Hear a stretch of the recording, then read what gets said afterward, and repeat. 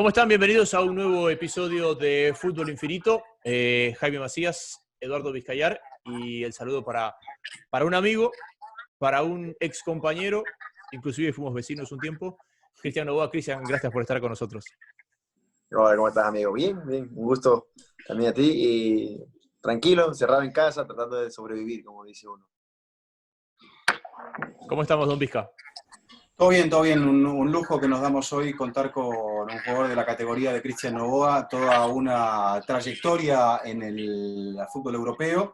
Primero en el Rubin Kazán, ya Cristian, son, bueno, de la cábala, 13 años de que te fuiste del Emelec, toda una vida afuera en Rusia, también en un breve paso por Grecia. Así que gracias por estar con nosotros. Primero, bueno, ¿cómo están las cosas por allí, por Rusia, a todo nivel, a nivel de la sociedad y a nivel del fútbol? Bueno, todo está parado, todo en cuarentena. Cuando empezó aquí a avanzar el tema del coronavirus, pues pararon todo. Desde el día 30 de marzo, dijo, desde el 1 de abril hasta el 30 de abril, cuarentena, nadie sale. Trabajo pagado, pero nadie se mueve. Y pues la cosa es que ha ido aumentando, no sabemos el por qué en Moscú y en San Petersburgo.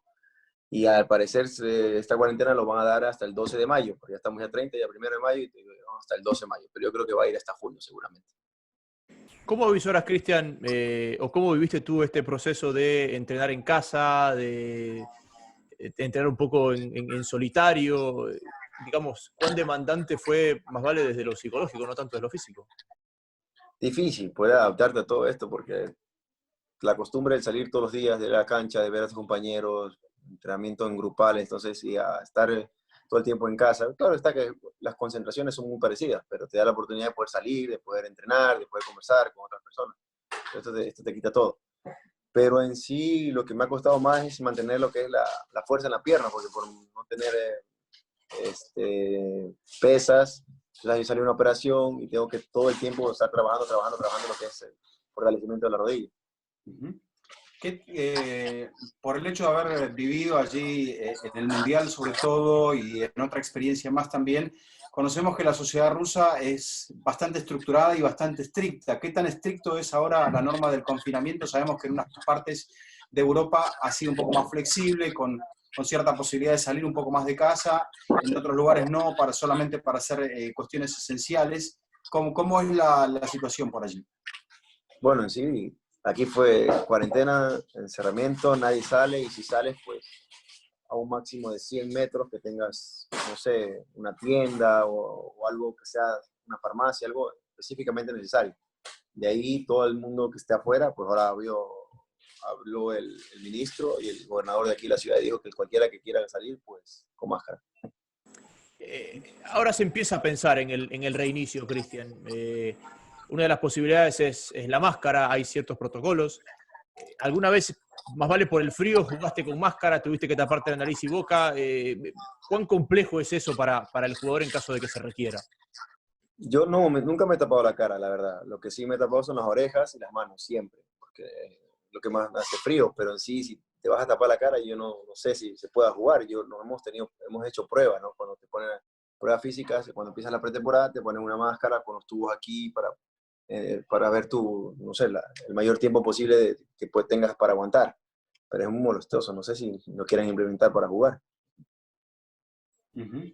¿Cómo ves la situación esta que se empieza a querer plantear en cuanto, en otras ligas, ¿no? En cuanto a la vuelta a los entrenamientos y en cuanto a las normas que se están tomando desde el punto de vista del cuidado del jugador? Porque, por ejemplo, se dice, van a entrenar todos por separado, después se va a hacer un entrenamiento poco a poco por grupos hasta completar todo el grupo.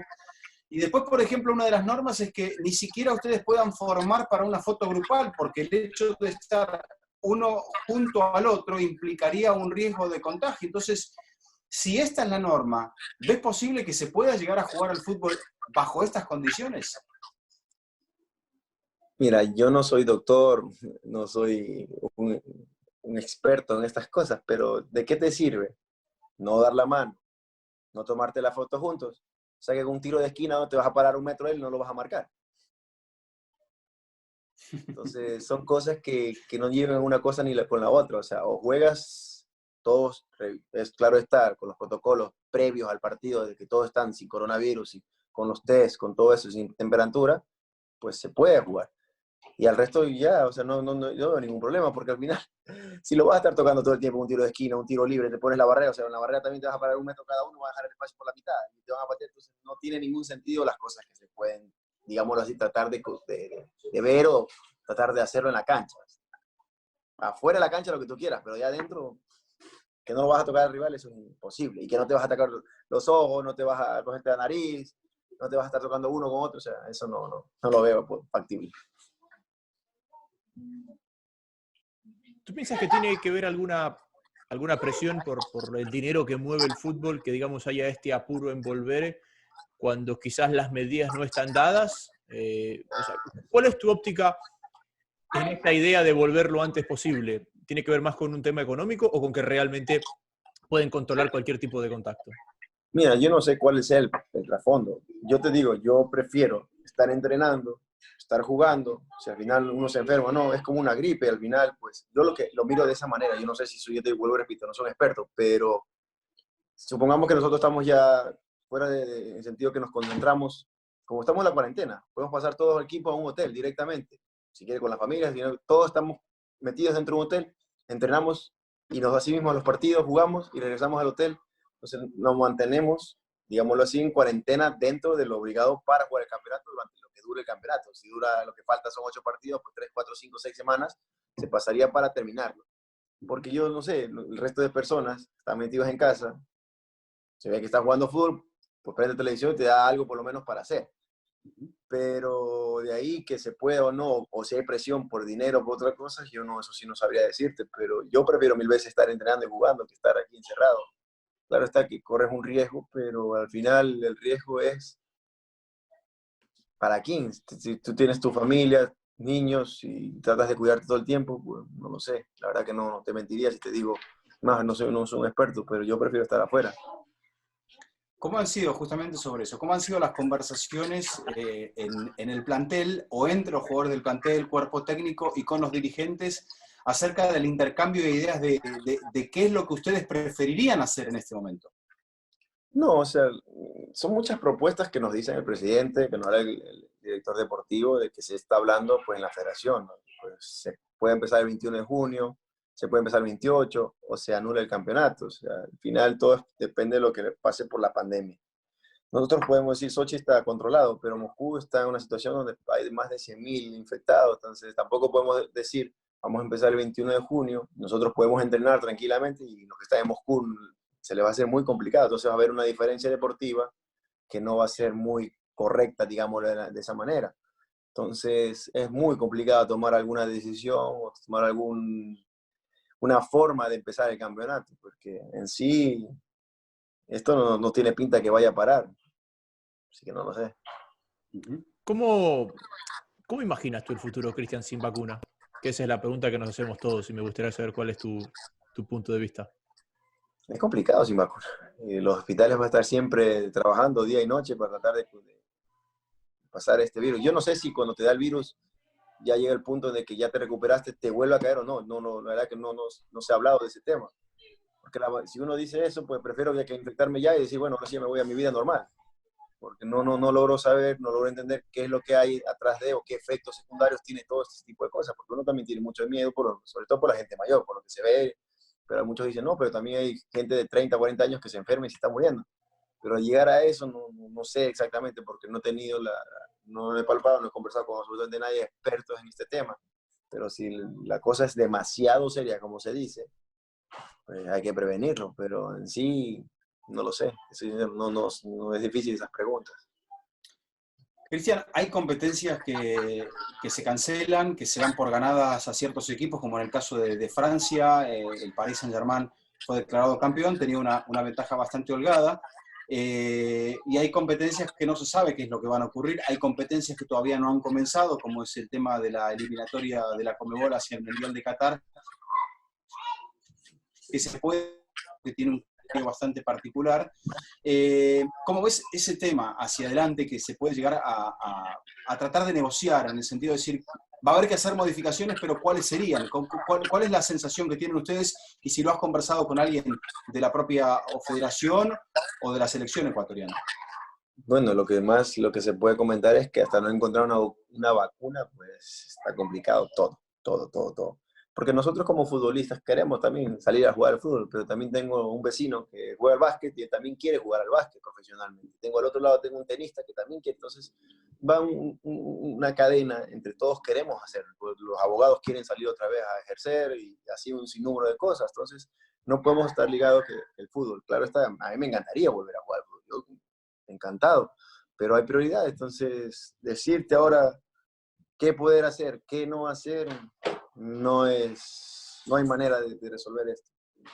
Y la federación pues está pensando igual, por lo que pude entender y conversar algunos con los que están dentro de la federación, pues al abrir y jugar partidos internacionales tocará que nosotros los que estemos fuera de Ecuador, tocará volar hacia allá y también tenemos un riesgo de contagio y de volver a abrir otra vez ese riesgo de contagio para todos los países. Entonces, ¿qué te da eso? ¿Qué no te da? No saber. Igual lo de la UEFA, Europa League, los Champions League, todos van cogidos de la mano.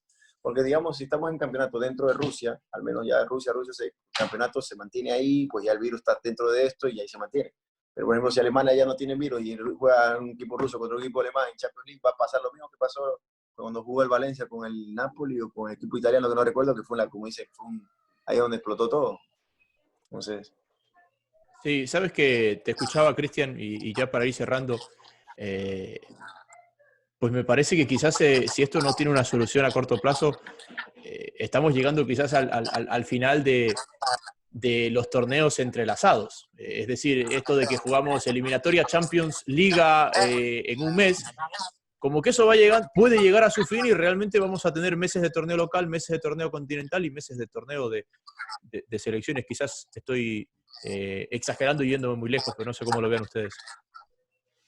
La verdad que sí, yo pienso que por lo menos este año 2020 yo no creo que haya un partido de selección y si Champions se lo jugará con no sé, el avión privado directo, directo al estadio, o sea, yo no sé cómo harán, pero va a ser muy complicado. Sabemos que la situación en Ecuador es complicada también. Mi última pregunta, Cristian.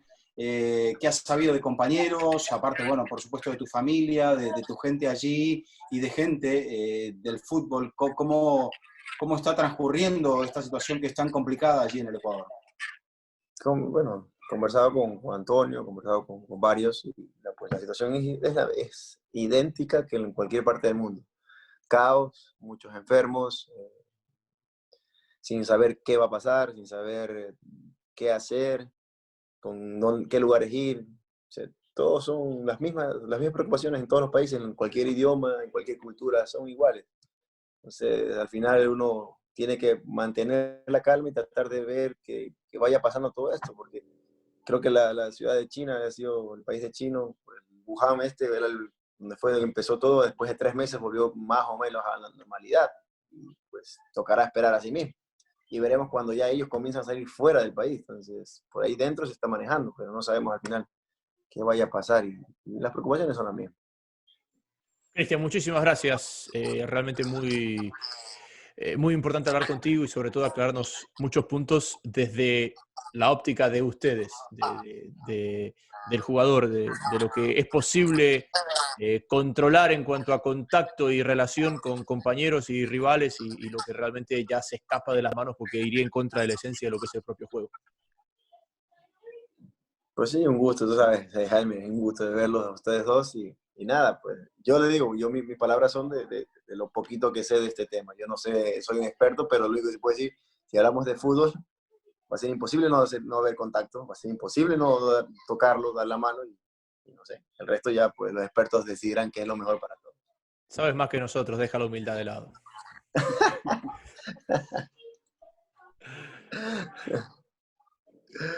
Pues un abrazo a todos ustedes, un gusto conversar con todos. Los amando. Chao, chao, se cuidan. Bueno, vamos a lo primero. Bundesliga es la que apunta que va a volver. Ya están esperando ahí con la bandera en alto para bajarla y para que comience la carrera. Esperan que el gobierno les dé el ok para comenzar el fin de semana del 9 de mayo. Entonces, A partir de allí, y ya con los equipos ingresando a la zona de entrenamiento, se conoce también que la Liga Premier va a terminar el calendario con un organigrama muy particular, con campos designados donde se va a jugar el resto de la competencia, pero que la competencia se va a terminar, y luego en la ola de los que no la van a terminar están los franceses. Sí, están los franceses. A ver, nunca va a ser justo que una temporada termine antes de que acabe, entiéndase quizás la cacofonía, pero entiéndase el punto. Pero dentro de esa injusticia por una fuerza mayor, que la temporada no pueda concluir, me parece que la decisión de Francia termina siendo quizás la más justa que se pueda tomar en esta situación de fuerza mayor. Los 12 puntos de ventaja que tiene el PSG, con 30 por jugarse y además de tener un partido menos, o sea, podrían ser virtuales 15 de ventaja, es decir, la mitad de los puntos de ventaja en juego, es lo más lógico que sea campeón. El tema del descenso del Toulouse es extremadamente justo porque el Toulouse estaba cercano estaba muy lejano a la permanencia, perdón, y además el otro equipo que termina descendiendo pues tenía muy pocas posibilidades de salvarse. Y todo esto se hace en base a un promedio de puntos a lo largo de la temporada, lo cual me parece que dentro de toda esta situación Vizca termina siendo bastante justo y dejan un protocolo marcado de cómo serían las clasificaciones europeas si es que las finales de Copa no se juegan hasta la fecha donde tengan que inscribir los equipos, que esa, al ser un único partido, es más fácil reagruparlas en algún punto de los siguientes meses. Claro, la final de Copa, y esto puede llegar a ocurrir también en España si decidiera España no terminar el torneo copero ahora y asignar el puesto de Copa de acuerdo a la clasificación. La final de Copa sería la lucha por el trofeo muy digno entre la Real Sociedad y el Athletic Club de Bilbao. Pero este punto es ese, ¿no? O sea, para Europa lo que va a pesar es la clasificación, y este es el mensaje que nos están entregando las ligas, para priorizar el torneo largo más que el torneo corto. Y en este caso sí, totalmente de acuerdo. Los dos extremos de la tabla no hay mucho que objetar, Jaime, porque ya este tema de la superioridad del Paris Saint-Germain por sobre el resto, son 7 títulos en 8 años, y la memoria no me traiciona. El descenso del Toulouse con 14 puntos menos, con 30 por jugarse, con respecto al equipo que va a la repesca, que es el Nîmes. Amiens, que tampoco tenía, o sea, que tenía algún tipo de posibilidades, pero que no la va a poder ejercitar. Y luego con la clasificación del Rennes y del Olympique de Marsella, la Champions, y del Lille, del Nice y del Reims a la Europa League, completamos el cuadro donde queda fuera el Olympique de Lyon. Un Olympique de Lyon que había tenido un bache muy fuerte al inicio y a la mitad de la temporada, pero que todavía, por ejemplo, está con vida en la Champions League y con ventaja sobre la Juventus. Sí, pero dentro de todos los modelos que se hicieron de ver cómo se definía esto de la forma más justa, en el único modelo en el que el Lyon podía llegar a Europa, no a Champions, a Europa, era a mi gusto el modelo más injusto de todos, que era terminar la temporada con 19 jornadas, es decir, la única ocasión en la que habían jugado todos contra todos, y eso tendríamos que retroceder hasta hasta el 2019, es decir, ellos en diciembre del 2019 completan las 19 jornadas. Sí, había 3 variantes para poder hacerlo. Terminarlo ahora como estaba, terminarlo a mitad de la temporada con todo el mundo con la cantidad de partidos que se habían jugado a un solo campo, sin ida y vuelta, o hacer como se hizo ahora, una proyección matemática de los puntos que podrían ser de acuerdo al rendimiento que los equipos han mostrado hasta este momento en la liga. Y esa es la que ha primado en un estado en el cual, me parece, Jaime, no podemos objetar mucho, porque sabemos el estado de alarma que estamos viviendo, la situación de emergencia sanitaria que estamos viviendo, y también entendemos este punto que estamos viendo tanto en Inglaterra como en España. Economías que están debilitadas, clubes que necesitan generar ingresos, 2 ligas que son muy potentes políticamente y que se comprometen a entregar algo a través del fútbol que les sirva al resto de la gente. En la distracción, que se sabe muy bien que es algo importante, luego con otras cosas adosadas en Inglaterra, como es el tema, que, bueno, hay que decirlo, es el tema de las apuestas, el tema de muchas cosas que se van moviendo por allí, y en el caso de España, la Liga, mejora su imagen al comprometerse a rescatar los deportes amateurs en este momento donde están sufriendo muchísimo y donde el Estado tiene que priorizar en rescatar empresas y a ciudadanos y no a deportistas. Entonces la liga es allí donde se coloca por delante por ser un organismo que recauda mucho y que también es generoso a la hora de compartirlo, y a partir de allí, entonces, bueno, mejora su imagen, el fútbol empieza a ser nuevamente prioritario para que se vuelva por toda esta situación descrita, y a la larga, entonces, todo indica que va a haber liga. A ver, al final el fútbol es un deporte que nos apasiona a todos, es un deporte extremadamente emocionante, pero también es una de las industrias que más dinero mueve alrededor del mundo. ¿Y cómo tú sales de una crisis? Pues reactivando las industrias, y esta es una industria que tú tienes que reactivarla porque hay mucha gente que gira alrededor del fútbol, y a partir de que el fútbol se reactive puede levantar los otros deportes, y esa es la postura y esa es la estrategia de la liga, en la cual coincidimos todos. El día de hoy, Vizca, hubo una votación unánime en Italia para que se reanude la liga, sí, cumpliendo unos ciertos protocolos que van a mejorar los de la propuesta inicial, pero todos con la convicción de que la liga, los clubes quieren que se reanude. Todo depende finalmente del primer ministro italiano, pero la propuesta es que se reanude. Lo mismo pasó en Inglaterra. Y de ahí vienen los siguientes puntos, que es, ¿cómo se van a reanudar? Todas las ligas tienen escenarios optimistas de que el público volvería en enero del 2021. Es decir, todo lo que pase de aquí a diciembre... Primer trimestre, si no aparece la vacuna antes, primer trimestre del 2021, Jaime. Correcto, exactamente. Todo lo que pase de aquí, de hoy hasta diciembre, será sin público en cualquier torneo que nosotros estemos hablando, cualquier torneo que estemos pensando, lo cual facilita el reinicio, porque no tienes que ir a un estadio de fútbol a reiniciar, sino que puedes ir a complejos deportivos, bueno, como la esencia del fútbol, como los interbarriales juveniles de chicos donde iban y jugaban 20 equipos en 5 canchas. No, y ahí también se te abre un panorama, de repente, donde se puede simplificar la competencia y llevarse a cabo. Llámese, un campeonato de 38 jornadas, esto es sin público, pero bajando los derechos de la televisión, se puede jugar en 19, porque estás jugando en un estadio que es neutro, en un estadio donde nadie saca ventaja de la localía y sin público, y esto, bueno, permitiría la adaptación de la competencia a estos tiempos de crisis. Se tiene que terminar la temporada. Después, cuando se vuelva, o sea, cuando se esté para volver, pongamos en agosto, se verá la situación en la cual estamos a nivel sanitario. Ya sabemos que a nivel económico se va a estar mal.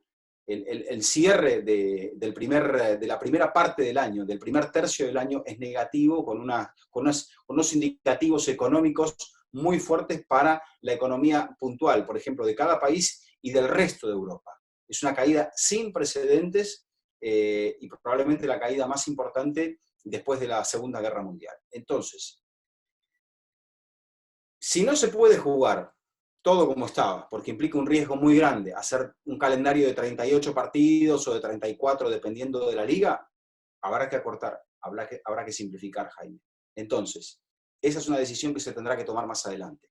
Luego, ¿qué pasará con los torneos continentales? También se puede hacer exactamente lo mismo. Se puede jugar en un espacio de tiempo reducido, en un campo neutral, que vos juntes a cada grupo y que en lugar de ser 6 jornadas, jueves 3, en un lapso de 15 días, y a partir de allí terminar justamente de cumplir con ese compromiso. Tendrías que ajustar el tema de la publicidad y de los derechos de televisión, porque la publicidad se exhibiría en menor cantidad de partidos, con lo cual te ingresaría menor cantidad de dinero, pero los clubes percibirían menos, lo cual tendrían que adaptarse a una economía de gastos mucho menor, sobre todo en cuanto al tema de salarios y de traspasos de jugadores.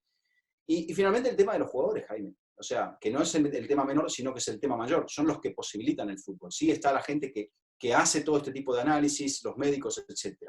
Por eso, Francia ha dicho, hoy lamentamos mucho, pero no vemos las condiciones para jugar. ¿Y quién puede culpar de esta situación, Jaime, a las autoridades francesas? De decir que no estén pensando en el fútbol en este momento, en el cual tienen que estar pensando en salvar la vida de su propia gente. de sus propios compatriotas, conciudadanos.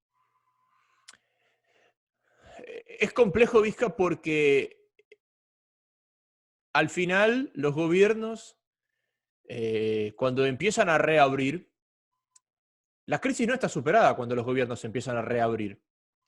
No, Lo que se está pasa es mejor. que está mejor, pero empiezan a reabrir porque ya el colchón de salvataje se empieza a acabar. Entonces necesitan que la economía se reactive. Correcto. Correcto. Ningún país reabrió cuando la crisis acabó.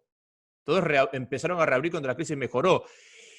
Y lo que es difícil de explicar, como una actividad, como un pasatiempo para la gente, es una industria importante que es necesaria que se reabra para, pues, manejar en cierta medida la crisis. El fútbol español es uno de los mayores contribuyentes de impuestos a España.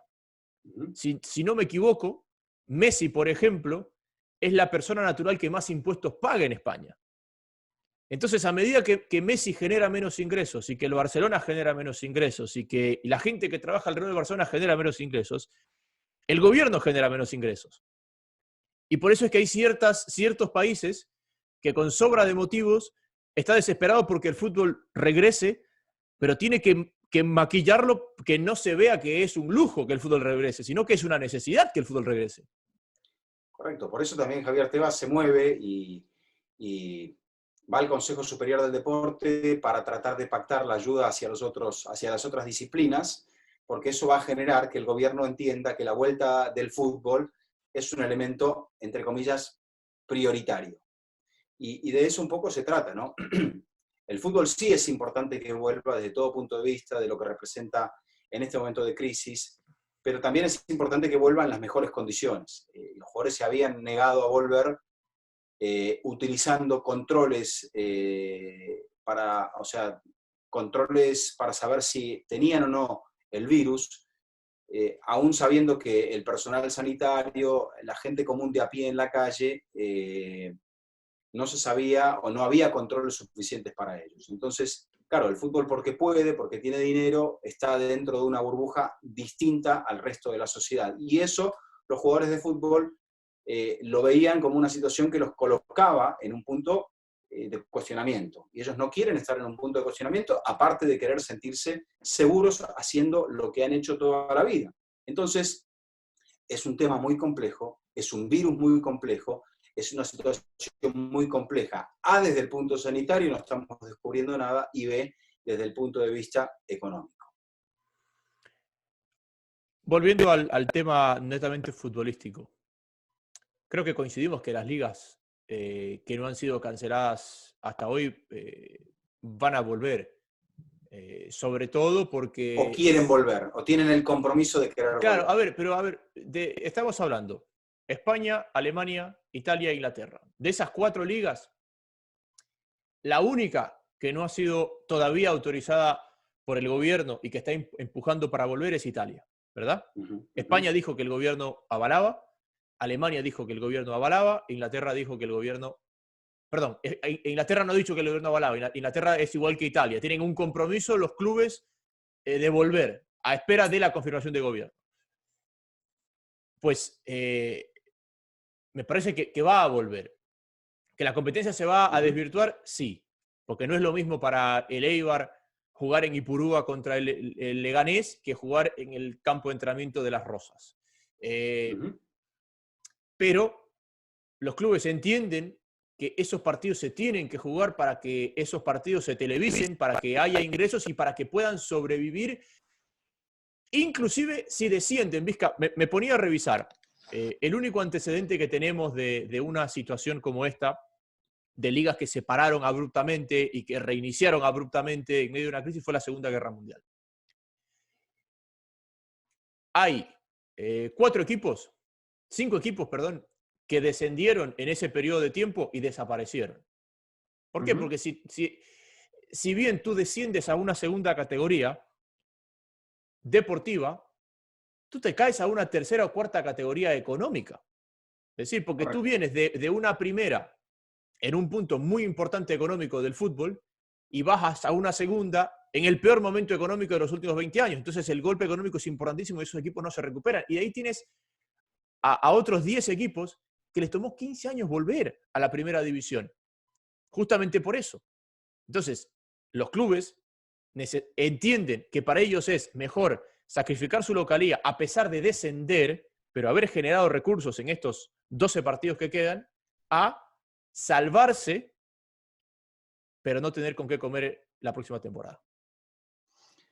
Es así, Jaime, muy, muy crudo y muy complejo, pero también me parece que en estos momentos donde nos estamos cuestionando con qué sociedad nos vamos a encontrar, hay quienes dicen que el ser humano mucho no aprende, que va a volver a cometer los mismos errores que antes, que mucho que decimos que no, que vamos a ser mejores, hay mensajes pesimistas. Yo creo que hay que entender algo, las cosas que se habían hecho bien y las que había que hacerse mejor. Y creo que los clubes que van a estar al borde de no poder sobrevivir son aquellos clubes que no tenían un manejo de su economía tan sólido. O sea, que estaban calculando por ganancias que no tenían garantizadas y que tendrán que ajustar porque esas ganancias, si los objetivos cambian y de repente cambian los ingresos, esas ganancias nunca se van a poder alcanzar. Entonces, creo que aquí se premia eso, porque es lo mismo que en cualquier casa, Jaime. O sea, en la casa de mi vecino o en la mía, el hombre vivía endeudado y de cheque a cheque y de repente se cortó la cadena de los cheques y claro, o devuelve las cosas que había comprado a crédito o las deja de pagar y se las quitan. En fin, se genera una situación así.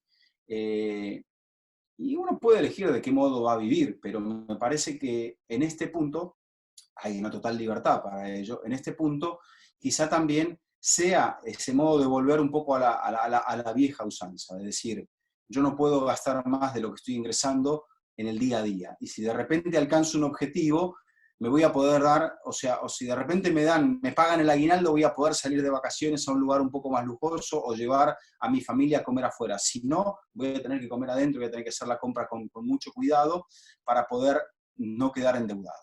Y de ese punto se trata. Entonces, pero sin meternos en temas ni económicos, ni macroeconómicos, ni microeconómicos.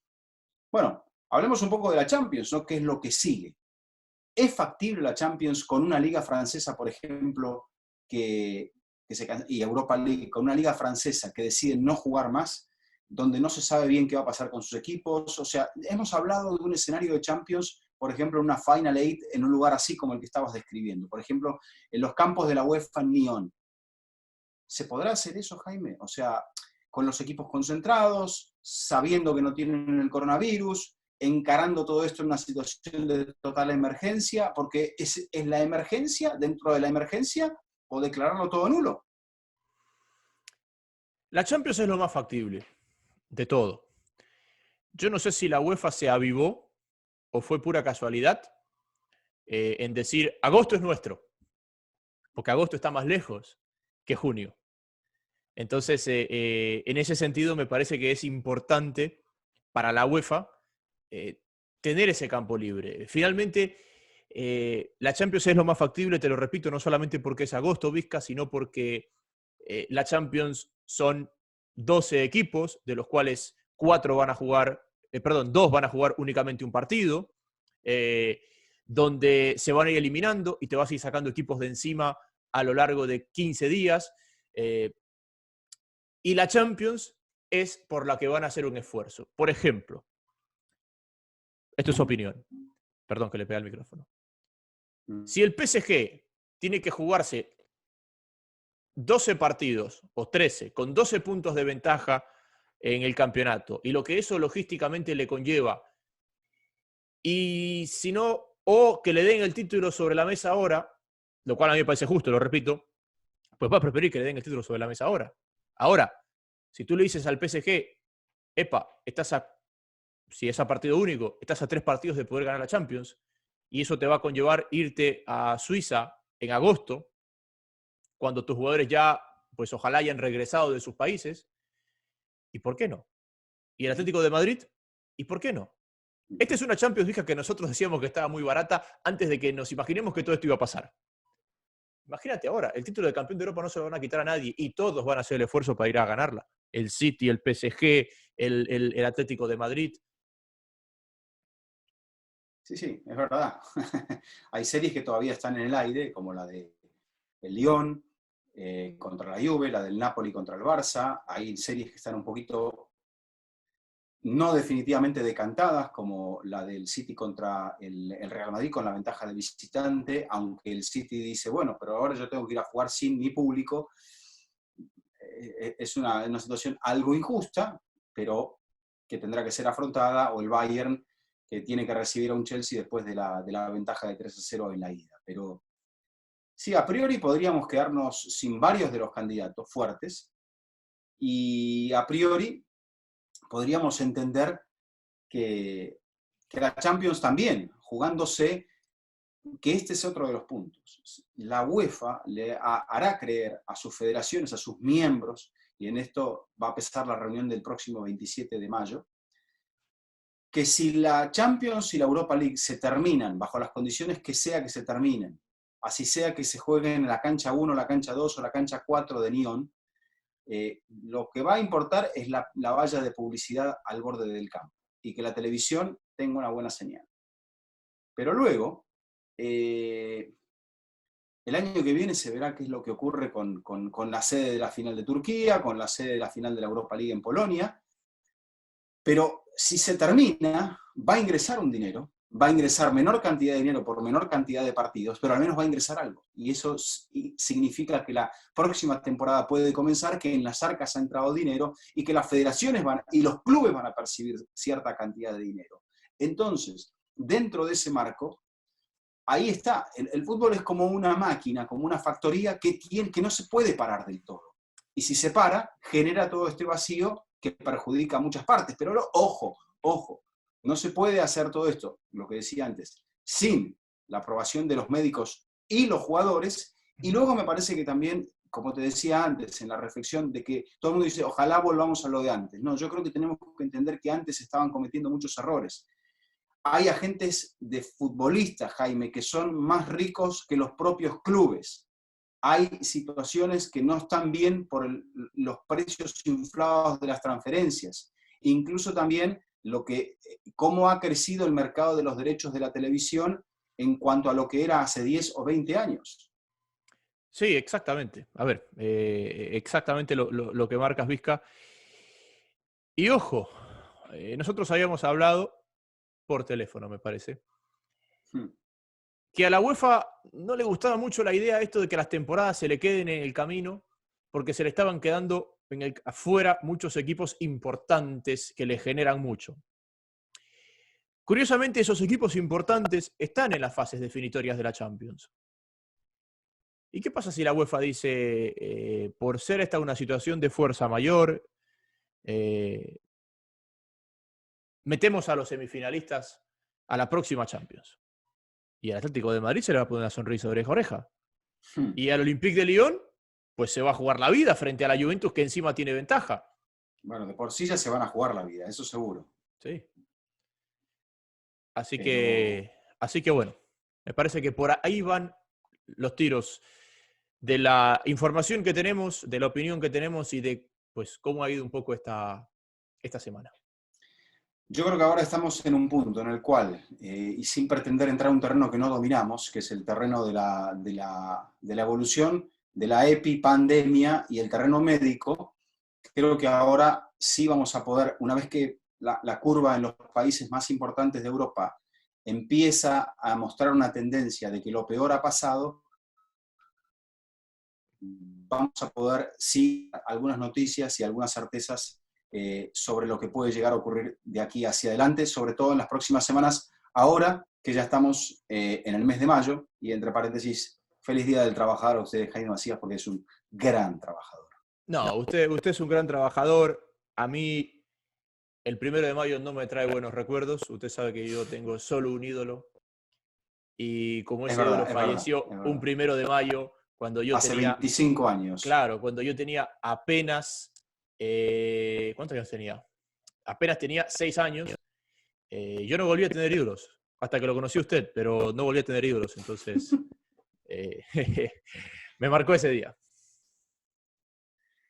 Lo recuerdo perfectamente, y vaya el recuerdo también para ese gran Ayrton Senna que perdió la vida en una curva en el circuito de Imola en San Marino, pero dejando asimismo un gran recuerdo, el de un deportista inigualable, de un deportista único, que marcó muchas vidas, que marcó al pueblo brasileño, porque se dice muy bien que la conquista del tetracampeonato por parte de la selección brasileña en 1994 estaba muy empujado por el hecho de darle una alegría al pueblo brasileño después de lo que había sido la muerte del gran ídolo, que era Ayrton Senna, un ídolo que amalgamaba a la gente del deporte y de todas las clases sociales en Brasil, un país con muchas gamas dentro de todo lo que es la sociedad brasileña, pero Ayrton amalgamaba todo eso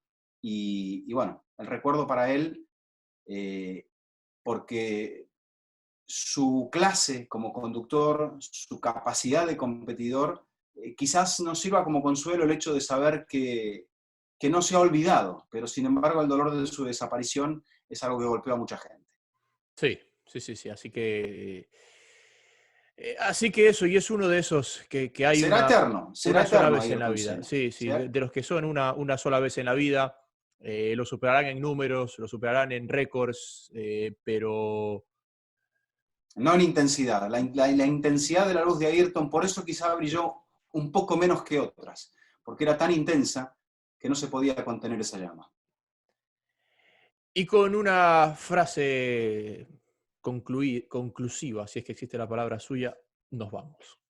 Y con el recuerdo también, Jaime, para don Michael Robinson, que en paz descanse, un maestro para todos nosotros en esto del periodismo, en esto de contar historias, en esto de darle emotividad y sentido a las transmisiones de los partidos, a partir de la elocuencia, a partir de que lo que se diga sume y no reste, a partir de lo que se diga tenga elegancia, pero tenga también sustancia. Entonces, eso era Michael Robinson, un jugador de fútbol, un comunicador, pero sobre todo una persona inconfundible, una personalidad inconfundible. Y quizás también, en el mismo caso, una persona y una personalidad absolutamente inolvidable. Su acento inconfundible retumbará por siempre en nuestros oídos. Y esto no lo digo yo porque lo leí, no me voy a robar la frase de otro, pero Robinson para el periodismo español fue lo que fue Cruyff para el fútbol español. Y lo hablábamos con Vizca y Vizca me decía, no puede ser más cierto ese mensaje, esas palabras. Así es. Bueno, con esto los dejamos y sigan cuidándose, cuídense mucho. Esta es una lucha que lamentablemente será muy larga, salvo que la ciencia, a la cual muchas veces le hemos dado un poco la espalda, nos rescate en esta, pero cuídense y bueno, gracias por estar con nosotros en nuestro Fútbol Infinito, Jaime, y será hasta el próximo. Hasta la próxima, Vizca, un abrazo.